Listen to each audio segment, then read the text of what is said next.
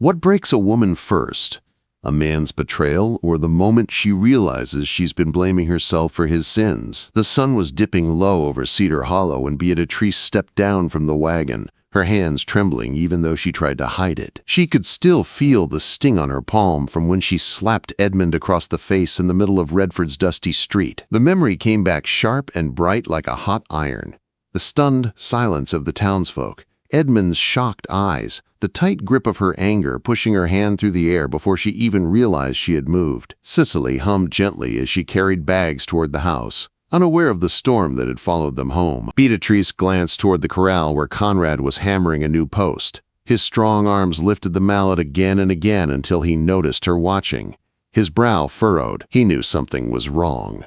She tilted her head toward the barn. He followed without a word. When they reached the quiet shade outside, Conrad crossed his arms and stared at her with concern. What happened? Quote, Beatrice told him everything. The kiss Edmund shared with another woman, the taste of betrayal in the air, the slap that echoed down the street like a gunshot. As she spoke, the anger in Conrad's blue eyes grew darker. You slapped him in front of everyone, Conrad said. I did, she replied. And I don't regret it. Conrad's lips twitched into a slow smile. Good. Someone needed to knock sense into that fool. When they walked back to the house, Edmund was already inside. His face was red from humiliation, and he couldn't look at anyone. Sicily paused at the stove, her smile fading. Edmund, what happened in town? Beatrice knew this was the moment where silence would turn her into a coward. She stepped forward. I saw Edmund kissing another woman. The spoon fell from Sicily's hand and clattered on the floor. The room froze. Edmund's eyes snapped up, fear flashing across his face. What? Sicily whispered. Beatrice lifted her chin. I slapped him, in front of everyone. And I told him to wash the filth off his lips. Quote, Tears welled in Sicily's eyes, even as something sharp and burning rose behind them. Is it true? She asked her husband. Edmund swallowed hard. Sicily, it didn't mean. Is it true? Yes. Sicily let out a sound halfway between a sob and a laugh, wild and painful. Then, to everyone's surprise, she crossed the room and threw her arms around Beatrice. You slapped him! You actually slapped him! Beatrice held her tight. You deserve the truth. When Sicily finally stepped back, Conrad cleared his throat. Ed, you brought this on yourself. Edmund's humiliation was too much. He stormed out of the house, slamming the door behind him. Sicily collapsed into a chair. I knew, she whispered. I didn't want to believe it. Beatrice knelt beside her. You deserve better. Do I?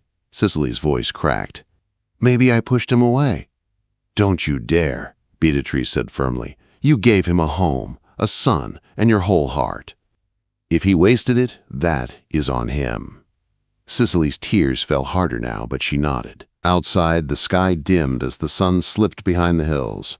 Conrad invited Edmund back to the barn later, hoping to talk sense into him. Inside the wooden walls, Edmund finally broke. He swung a pitchfork into the straw before dropping down onto a bale of hay, defeated. Everything changed when the baby came, Edmund said. Sicily changed. She's tired all the time. She barely looks at me. I feel like I'm invisible. Conrad leaned forward. She's doing everything alone, Ed. All of it. Feeding your son, rocking him, cooking, cleaning, while you're in town kissing someone else. Edmund looked down, shame twisting his face. You want her to see you as a man who matters? Conrad asked. Then be one. Inside the house, Sicily and Beatrice sat with warm tea between them. Do you still love him? Beatrice asked. Sicily wiped her wet cheeks. Yes, but I don't know if love is enough. It isn't, Beatrice said, not without respect. Sicily straightened her back. Then he needs to understand what he's losing. That evening, the four of them gathered in the barn. The lantern's light flickered over hay and wooden beams, as if the walls themselves held their breath. Conrad surprised Beatrice by admitting his own faults, the distance, the pride, the silence. Beatrice spoke her truth too, and then Sicily demanded the same from Edmund. "What do you love about me?" she asked. Edmund listed her strengths with shaking hands. Her smarts, her kindness, her faith, her laughter. "And what don't you love?" Edmund hesitated. When he finally spoke, the barn felt colder. "Your body changed after the baby," he said. "Your belly, the lines, the softness. I lose my mood. It breaks the rhythm." The silence was sharp as a knife. Sicily blinked once, slowly. "That belly carried your son." Beatrice's heart hammered with fury. Edmund tried to backtrack, but Sicily lifted a hand. "No, you meant it." "And now I know." Beatrice finally stepped in. "You're a fool, Edmund Blackwood. That woman gave you everything, and you sneer at her scars?" Conrad's voice was steady. "You see weakness where you should see strength." Edmund broke into tears. Sicily's eyes shone, not with pain now, but with something harder. "Sorry isn't enough," she said. But Conrad wasn't finished. He squeezed Beatrice's hand and said, "Two marriages are breaking, but they don't have to. If we're honest tonight, brutally honest, maybe we can save them." The lantern light trembled. Their breaths shook. The night outside grew darker. And the future of both marriages hung in the balance like a saddle strap pulled too tight. Some storms begin in the sky, others begin in the heart. And that night in the barn, both kinds were gathering strength. The air felt thick as the four of them sat in the circle of lantern light. Edmund stared at the floor, his hands trembling, his shame plain for everyone to see. Sicily sat straight-backed, her eyes shining, but her chin held high like a woman trying not to break. Beatrice watched her friend closely. Sicily wasn't weak, she was wounded. And wounded things could still fight. Conrad leaned forward, resting his elbows on his knees. "All right," he said quietly. "We said our truths. Now we decide what to do with them." Edmund swallowed hard. "I want to fix this." Sicily's laugh was soft but sharp. "You said that before." "This time I mean it." "You meant it last time too," she replied. "But the first moment things felt hard. You ran to another woman." Edmund flinched as if struck. "I know. And I hate myself for it." Sicily looked away, staring at the barn wall where shadows danced from the lantern flame. "I don't want your self-hatred, Edmund. I want your effort." Conrad folded his arms. "Then start with telling her everything. No more hidden pieces. No more secrets waiting to ruin things later." Beatrice saw Edmund stiffen. She knew he was hiding something bigger, something he was afraid to confess. He dragged a hand through his hair. "There was someone else," he whispered. Sicily's breath caught. "A widow months ago," Edmund admitted. "It didn't last long, but it happened." Silence filled the barn, heavy as snowfall. Beatrice wanted to reach for Sicily's hand, but she didn't. Sicily didn't need saving. She needed truth. Sicily closed her eyes. Her shoulders shook once, twice. Then she drew a long breath. "Thank you for telling me," she said softly. Edmund blinked, stunned. "That doesn't mean I forgive you," she added. "It just means the lies are finally done." She stood and walked to the barn door. Conrad and Beatrice watched her go, worried she might fall apart. But Sicily didn't fall apart. She walked with her back straight, her head high, like a woman stepping out of chains. Beatrice followed her to the house, leaving the man alone in the barn. Inside, Sicily knelt beside the cradle where her baby slept and gently smoothed his tiny hair. Beatrice stood behind her, unsure what to say. "I loved him so much," Sicily whispered. "I thought loving him meant holding on no matter what." "Sometimes loving someone means demanding more," Beatrice said softly. Sicily wiped her face. "Then that's what I'll do." The next morning, the sky turned a strange, dark color, and the wind picked up. Clouds rolled in fast from the west, heavy and full of rain. Conrad stepped outside and squinted upward. "Storm's coming." Edmund joined him, gripping the fence rail. "Feels like a big one." Beatrice and Sicily rushed to secure the shutters while the baby began crying from the sudden rattle of wind. Lamps flickered as thunder growled across the plains. Inside, Beatrice steadied herself against the kitchen table. "This one's mean." Sicily shifted the baby in her arms. "The roof will hold. It has to." Outside, sheets of rain slammed against the house. Lightning flashed, turning the entire yard white in a blink. Their nerves prickled with every rumble of thunder. Out in the barn, Conrad and Edmund scrambled to get the horses inside before the sky opened fully. The animals kicked and stomped, frightened by the sudden storm. Conrad slammed the barn doors shut just in time as rain hammered the roof like thrown rocks. "Think the house is all right?" Edmund shouted over the noise. "It better be," Conrad said, "or Beatrice will drag us back into town by the ears." They stood in the dim light, listening to the storm rage outside. Water hit the roof in pounding waves. The ground turned muddy. The wood groaned under the force of the wind. Then the barn door burst open. Beatrice stumbled inside, soaked from head to toe. Her hair clung to her face, her dress dripping. Conrad rushed to her. "What in God's name?" "I needed to check on you," she said breathlessly. "The house is fine. Sicily's with the baby." Lightning flashed behind her, making her look like she'd stepped out of the very heart of the storm. Conrad shook his head. "You're insane." "Probably," she said with a wild grin. Then she slipped on the wet floor and fell backward into the hay. Conrad grabbed her hand to pull her up, but slipped too, landing right beside her. They burst into laughter that rose above the thunder. The sound was warm and wild and full of something they hadn't felt in months, a spark between them that had been buried under fear and silence. Edmund turned away with a smirk. "I'll give you two some space." Beatrice's laughter faded as Conrad leaned over her, his hands planted on either side of her in the hay. The storm roared outside, but in that moment, all she heard was his breath mixing with hers. "Conrad," she whispered, her voice shaking for reasons that had nothing to do with the storm. His lips touched hers. It wasn't soft. It was hungry, like months of distance finally snapping in two. Beatrice felt something deep inside her break open. Want, fear, love, all tangled together. The thunder clapped again, shaking the barn. But they didn't stop. Not when Conrad lifted her closer. Not when his hands traced her waist.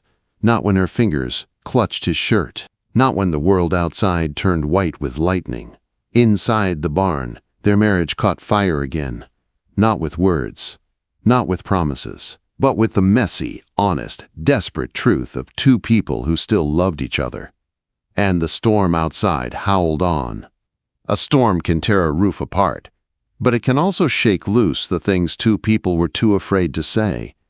By morning, the world outside Cedar Hollow was washed clean.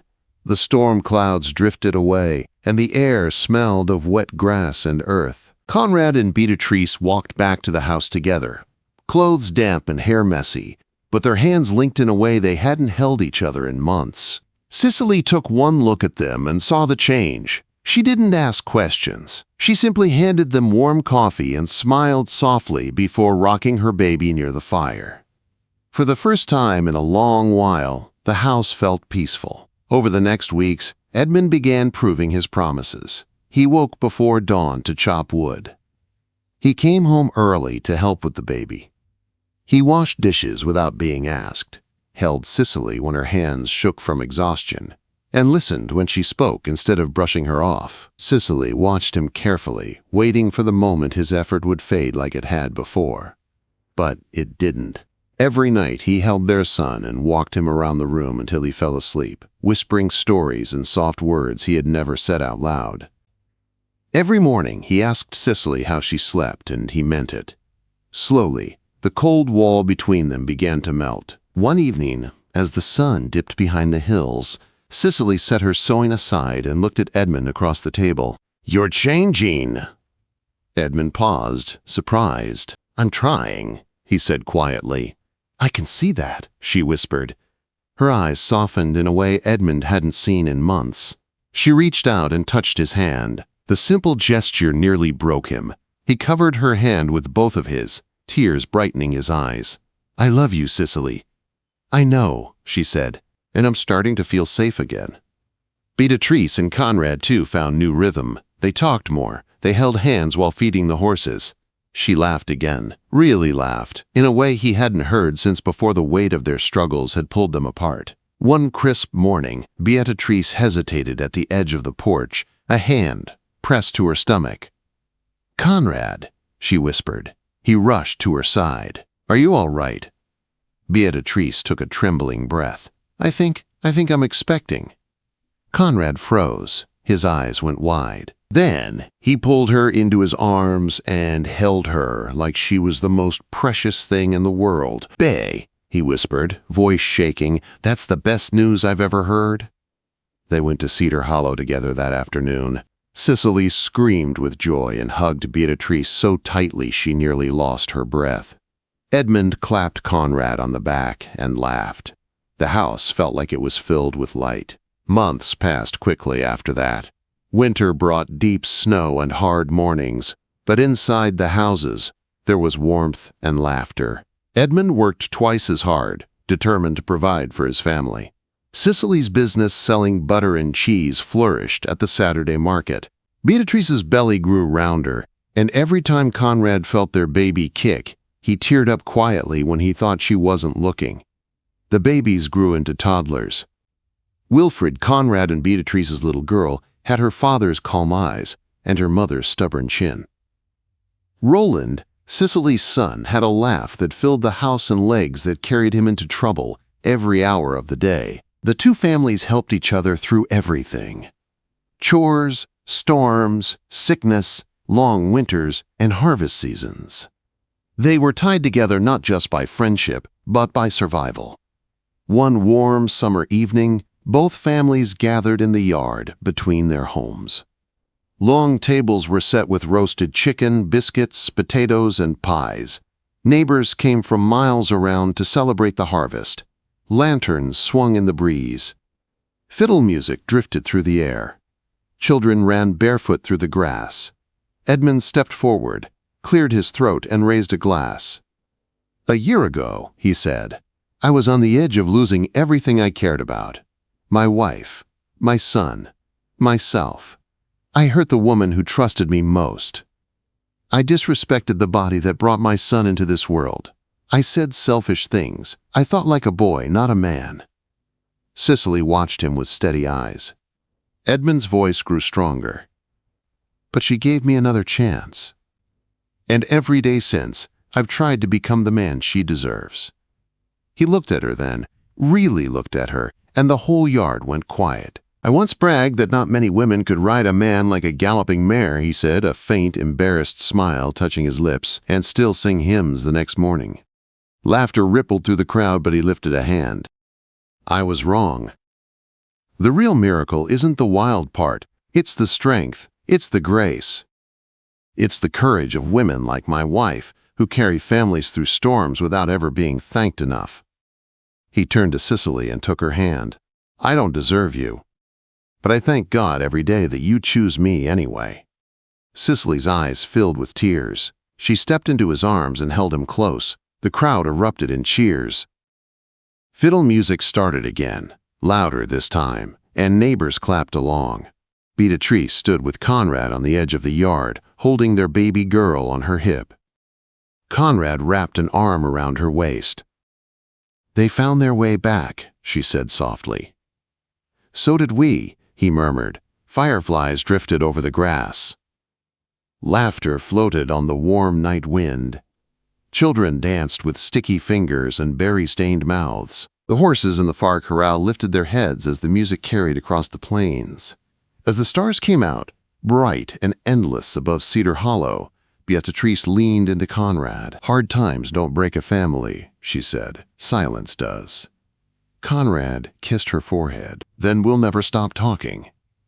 Under the wide Wyoming sky, two marriages that had nearly fallen apart now stood stronger than they ever had before. They had walked through betrayal, pride, heartbreak, and storms. They had come out on the other side not perfect, but whole. In the frontier, survival was never promised. But love, chosen every day, made a home that even the wildest storm could not tear down.